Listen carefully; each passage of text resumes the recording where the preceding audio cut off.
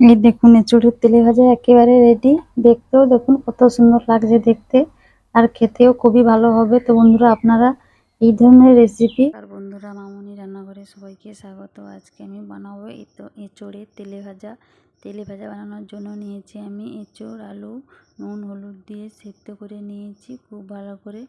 আর এই এঁচোড়টা যদি আপনারা কুচি নেন তাহলে পরে এই রেসিপিটা খুব একটা ভালো হবে না, এঁচোড় শক্ত দেখে নিতে হবে। আর এদিকে আমি কি কি উপকরণ লাগছে একবার বলে দেব। নিয়েছি বেসন, চালের গুঁড়ি, ভাজার জন্য তেলে ভাজার জন্য নিয়েছি রিফাইন তেল, ওদিকে নিয়েছি মশলা, রসুন থেতো করা, জিরে, গোটা জিরে, হলুদ আর খাবার সোডা, নুন, শুকনো লঙ্কা কুচি করা, আর নিয়েছি পেঁয়াজ কুচি, আর নিয়েছি ধনে কারি পাতা কুচি করে নিয়েছি। এই কটা উপকরণ দিয়ে আজকে আমি এঁচোড়ে তেলে ভাজাটা বানাবো। তার আগে আমি একটা কাঁচি নিয়ে নেব। একটা কাঁচি নিয়েছি, দিয়ে দেব এঁচোড় আর আলুগুলোকে একে একে সব মশলা আমি দিয়ে দেব বেসন 1 চামচ, 1 চামচ চালের গুঁড়ি। কেউ যদি চাও শুধু চালের গুঁড়িও দিতে পারো, আবার বেসনও শুধু দিতে পারো। চালের গুঁড়ি দিলে মুচমুচে বেশি হবে, তার জন্য আমি অল্প করে দিয়েছি।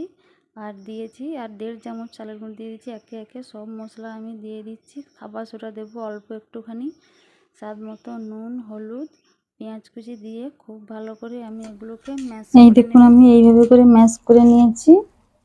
এবার হয়ে গেছে, এটাকে আমি 10 থেকে 15 মিনিট ঢাকনা দিয়ে রেখে দেবো। পরে বানাবো। কড়াই বসিয়ে দিয়েছি, এবার কড়াইতে দিয়ে দেবো আমি সাদা তেল। তেল খুব ভালো করে গরম করে নেব। তেল ভালো করে গরম হয়ে গেছে, এবার ছোট ছোট করে আমি মিশ্রণটাকে দিয়ে দেব।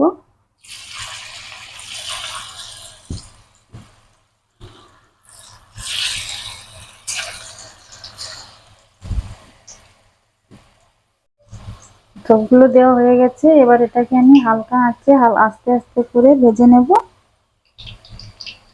দেখুন কেমন হয়েছে, এবারে উল্টে দেব।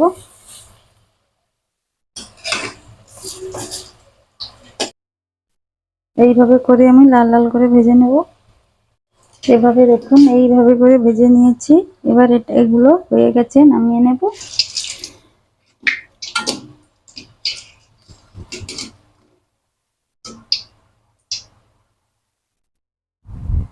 তারপর আমি দিয়ে দেবো ছোট ছোট করে, আস্তে আস্তে করে আমি সবগুলো করে নেব।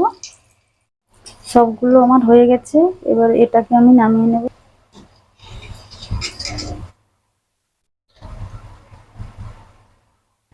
এই দেখুন এঁচোড়ের তেলে ভাজা একেবারে রেডি।